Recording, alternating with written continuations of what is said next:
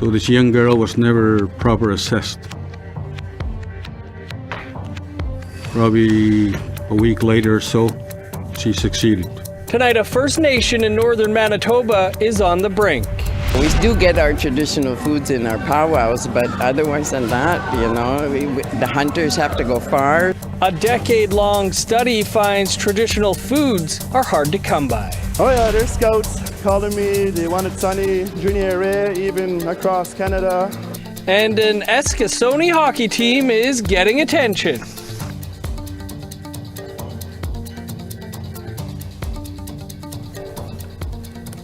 Good evening, I'm Dennis Ward. Welcome to APTN National News. Another fatal fire to tell you about tonight. This one, a trailer fire on a First Nation in southwestern Ontario that has taken the life of a young child. It involves a family that was living here, and unfortunately a young girl has died. Flames broke out on the Mississaugas of the Credit First Nation around early morning on Monday. Ontario Provincial Police say the trailer was engulfed in flames when firefighters arrived. 2 adults and 4 children were able to escape with minor injuries. I just wanted to put out my sincere and deepest condolences to everyone that's been affected by this tragedy, to family members, to friends, to the victims involved in this incident, and to the community for your loss. You are in our thoughts and prayers as we deal with this tragedy. The Mississaugas of the new Credit First Nation is south of Brantford in Ontario. Band Chief Stacey Laforme told CTV News that her community is deeply saddened by the loss of the child. A sacred fire has been lit near the band office. The remote northeastern Manitoba community of Shamattawa, 745 kilometers northeast of Winnipeg, has issued a state of emergency as it reels from a series of devastating events. APTN's Leanne Sanders reports. They need a future. All they have is what they can see. They can't see beyond the trees. Chief Jordan Hill of Shamattawa First Nation says young people in his community have no hope after a number of recent tragedies. He declared a state of emergency, citing the recent suicide of a young girl after her mother had called RCMP for help, and RCMP failed to take her to the nursing station. So this young girl was never proper assessed. Probably a week later or so, she succeeded. And the mother was crying for help. And now, just past Wednesday, the mother committed suicide also. Hill is afraid this is just the beginning if nothing is done. His community is reeling from a fire at a 9-unit apartment building that housed the elderly. Their fire truck was not working at the time, and that fire worsened an already overcrowded housing problem as those displaced have to live with family. Assembly of Manitoba Chiefs Kathy Merrick said the governments are failing First Nations. We are beggars in our own country, and it breaks my heart sitting here today to hear the story of a mother cutting down her daughter, her baby girl, and not to get those services in the community. It breaks my heart to hear that that mother took her life 3 weeks after her daughter. Merrick called out both levels of government for failing to provide essential services while nations struggle with drug addiction, mental health problems, housing, and other social issues. She said First Nations are not asking for any more than any other Manitoban or Canadian. Assembly of First Nations Regional Chief Cindy Woodhouse says ending the crisis is going to take cooperation between the feds and province of Manitoba and the First Nations. You hear these just a few weeks ago, the Prime Minister had met with, all these provinces, including the province of Manitoba, talking about our health needs and our needs. And there's these big figures out there, and yet they don't even want to talk to First Nations. This is the second time Shamattawa has had to declare a state of emergency. Leanne Sanders, APTN National News, Winnipeg. In a statement emailed to APTN, the RCMP offered its condolences to the community and said it recognizes the profound effect the tragedy has had and confirmed officers did respond to a call on January 17th.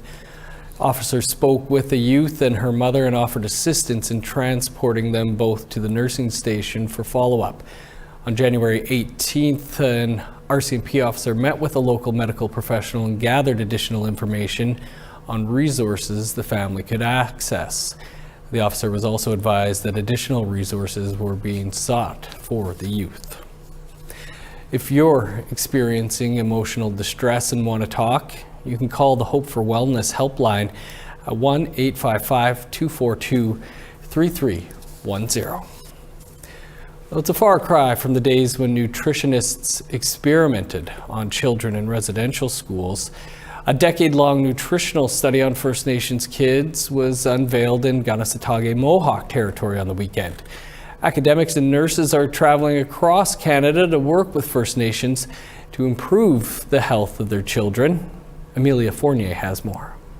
Traditional food is very, very important to all First Nation communities that we look at. Kanesatake celebrated the conclusion of the Food, Environment, Health and Nutrition of First Nations Children and Youth Study, or FENC. The pandemic extended the process by years and prevented many children from participating, so results on the overall health of youth were not conclusive. But the study helped guide recommendations for improvements in indoor air quality and nutrition, and found that traditional foods are nutritious but hard to come by. We do get our traditional foods in our powwows, but otherwise than that, the hunters have to go far, so it's expensive when you got to bring that meat back and process it. Tess Lalonde is Dakota Sioux, but has lived in Kanesatake since the 90s. So it's a big nyawagoa to the community. As the community engagement liaison, she interviewed community members and leadership to find out what their goals were. We're trying to bring the traditional foods back in the community. We're trying to bring the bugs back instead of the insecticides. We're trying to make this more natural. So that was very nice to see that the community is working towards a healthier environment. Lead investigators Malek Batal of the University of Montreal and Laurie Chan of the University of Ottawa analyzed the data from youth like hair and blood samples and their height and weight. We do everything in a participatory way, so we hope that we are answering in every community to the needs of the community, not to the needs of the research.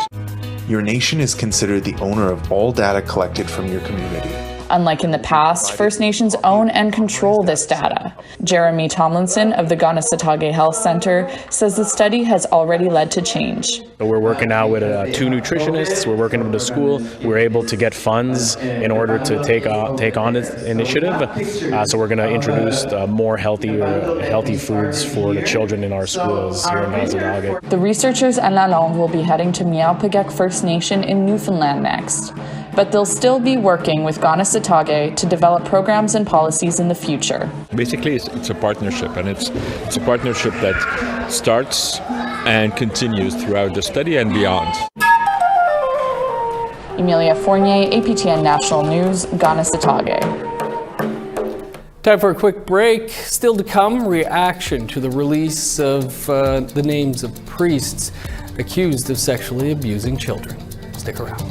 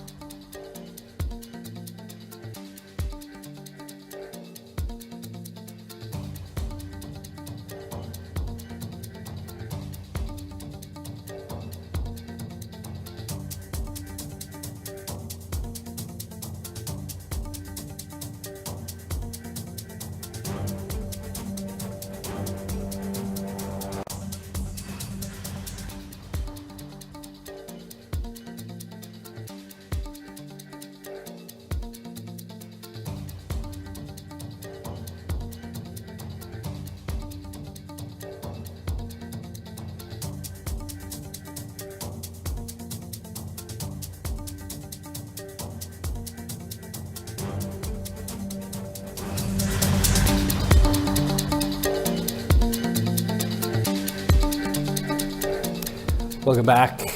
The Jesuits of Canada have released a list of 27 priests who were accused of sexually abusing children over the past 70 years.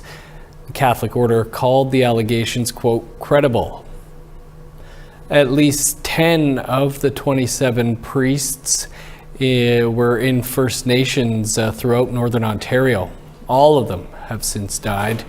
6 of the accused were at the Spanish Indian Residential School west of Sudbury, the only institution operated by the Jesuits in Canada. A spokesperson for the order says most of the victims of 3 abusers were teenagers from First Nations in Ontario. One of them, the late Father George Epoch, received over 120 allegations from 3 First Nations. And joining me now to talk about the list is Jesse Boydo, Senior Archivist at the National Center for Truth and Reconciliation. Jesse, thanks for taking some time for us. What do you make of this move by the Jesuits to release the names of priests that have been accused of sexual abuse? Yeah, so when the news broke yesterday about this list, my first thought was with the survivors and their family members and those who've been directly affected by the individuals who were on this list. These survivors and their communities are going to need our support during these coming days and weeks. Indeed. Do you think that other religious orders should follow suit the same way? Yeah, really, I think an important next step for other groups that are sort of, debating whether or not to do this type of exercise is really to start engaging with those survivors and those communities that were most affected by these individuals. It's not really for me to say, knowing that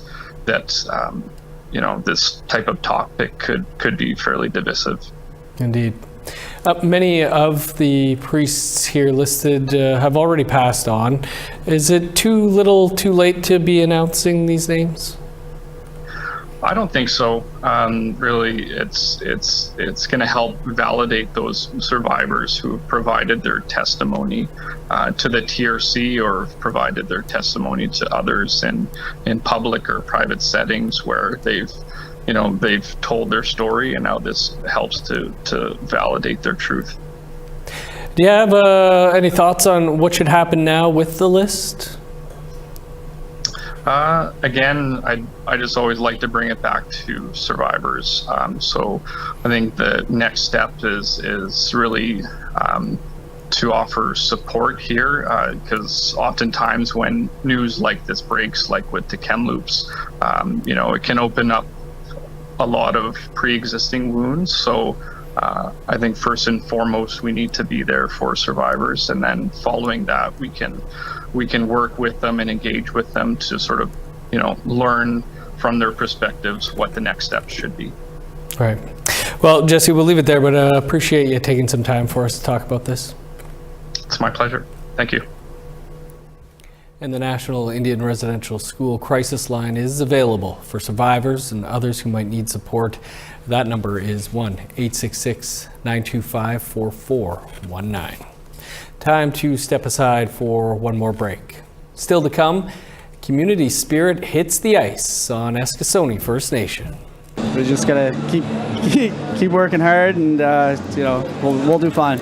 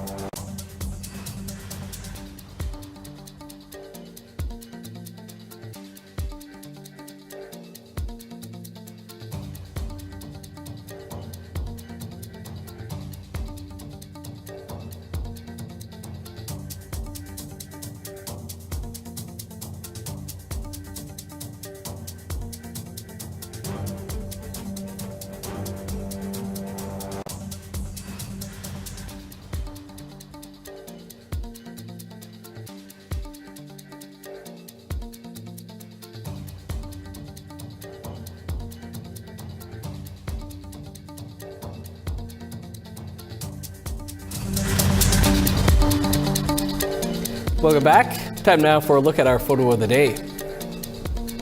And our very own Charlotte Mort Jacobs sent this great shot of a clear sky with a full moon, taken just outside Yellowknife in Treaty 8. Thanks so much, Charlotte, for sending that in. You can send your photos to share at aptn.ca if you'd like to be our next photo of the day. Now let's take a look at tomorrow's weather forecast.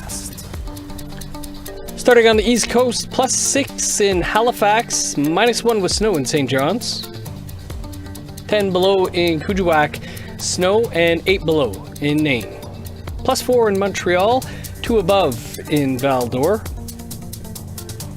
4 in Sault Ste. Marie, +1 for North Bay.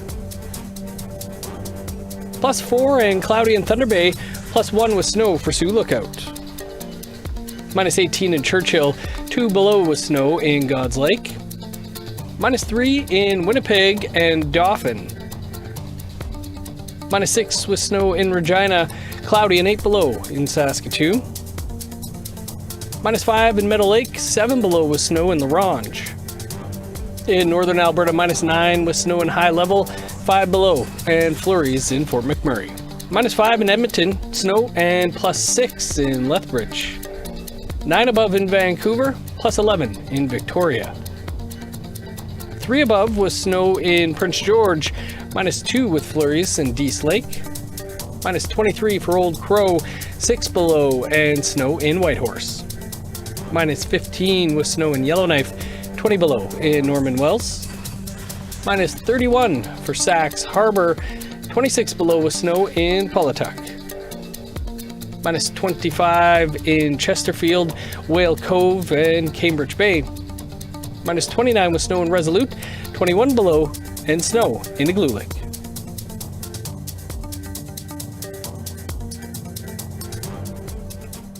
To the ice now, and the Eskasoni Junior Eagles are having a historic year.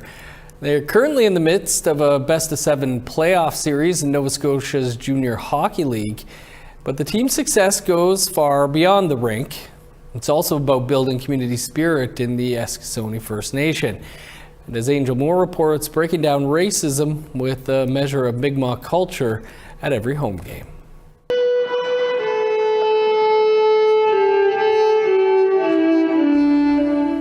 "15-year-old Suri Paul opens things up with an honor song, and then, just before the game, a hockey tradition familiar to everybody, O Canada, but sung in Mi'kmaq.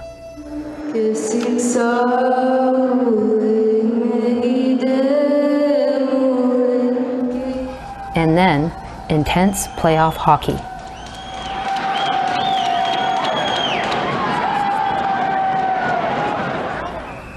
The Eskasoni Junior Eagles are battling the Pictou County Scotians. The winner of the series goes on to the division final. Eagles team captain, Sonny Kabaddi, is confident of victory. They're a grinding team. They're hardworking, so they're obviously not a team that's not counted out right now because they have a lot of firepower there. So we just gotta keep working hard, and we'll do fine. Kabaddi led the league in scoring with 42 goals and 50 assists, 4 points short of the league record of 96. In addition to Kabaddi, 4 Junior Eagles sat atop the league's scoring leaders at the end of the season. They include Dante Basque, Marcellus Francis, and Jacob Denny. All of them are Mi'kmaq. In fact, Coach Matthew Gould says hockey scouts are checking out the players.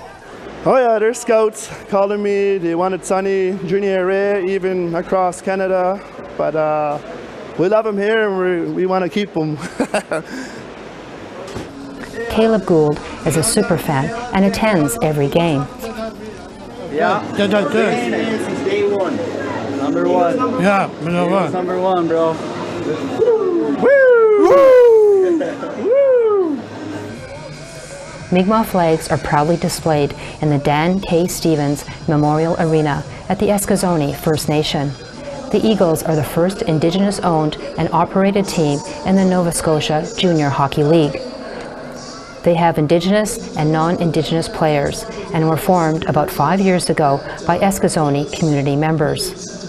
We figured as our own community, and with isolated community, like we're in the middle of Cape Breton, and giving our boys an option to play in this league. It was a time when racism in hockey was making headlines. Now, Mi'kmaq players can play hockey in their own community, says Eskazoni Chief Leroy Denny. Racism will always be there, and just a matter of educating, and I give credit to the league for allowing us to express our culture, our songs, as you see in our games, and our language, and commentating in our language. Denny is an owner, president, and play-by-play announcer. His commentary is in Mi'kmaq, and the game is live-streamed on social media. Able to showcase and educate people of who we are as a Mi'kmaq people, as Indigenous people in this country. It's a chance to hang out with friends and celebrate a goal. The arena is packed with about 800 fans, including Layan Francis, a goalie for the Cape Breton Blizzard hockey team. Because it's fun, energetic, and there's fun things to go do and celebrate. The sport brings the community together, including the very young, enjoy the game. Fan Thomas Denny says, I feel great about this game. The Eagles got it, We got a lot of firepower on the team, and we're coming to prove everyone wrong. On the other side of the arena is another fan, the Premier of Nova Scotia, Tim Houston. His son plays for the Pictou County Scotians. Houston says the Eagles' home games are a lot of fun. Look how successful they are now from working at it, developing kids. Some of the top players in this league are from this community playing on this team. So it's great to see, and I love coming here. Leroy rubs me a little bit sometimes, but we're great friends, and I'm really, really proud of this association and what they're doing here. 200 t-shirts were donated to give thanks to the fans. They soon become souvenirs. Gould appreciates the support. We had a packed house tonight, and we appreciate all the fans coming out and supporting us and cheering the boys on throughout the season. 17-year-old Marcellus Francis is in his first year and already knows a hockey cliche when being interviewed. It's a team effort. Feels good. I obviously couldn't do it without these guys. They helped me a lot. It's fun playing with them. Yeah. The Junior Eagles won 7-3 and are on their way to the division finals to face the Antigonish AA Munro Junior B Bulldogs. Angel Moore, APTN National News, Eskazoni First Nation. Tonight on Face to Face, we get out of the studio and hit the ice with Métis curler Carrie Anderson. She's fresh off her record-tying 4th straight Canadian Women's National Curling Championship. Carrie and Team Anderson will be going for gold starting this Friday at the Women's World Curling Championship in Sweden. I started curling at the age of 8. My uncle Greg Macaulay, he won the Worlds back in 2000 in the Brier. And when he won, I knew that was something that I wanted to do. So I've been chasing my dreams ever since I was started juniors. So yeah, it's been an amazing journey, and I never thought I would get to where I am today, and but we've put in a lot of hard work on and off the ice, and it's definitely paying off. Carrie and I also curl 2 ends in this episode. I won't spoil the outcome for you, as you can watch for yourself in roughly 2 minutes' time, but it may surprise you. And be sure to tune in tomorrow at 3 p.m. Eastern Time for In Focus. Daryl will be coming to you from the 2023 International Indigenous Tourism Conference in Winnipeg. That's all the time we have for today's show. You can find much more over on our website. That's aptnnews.ca. I'm Dennis Ward. Thanks for being with us. Have a great night.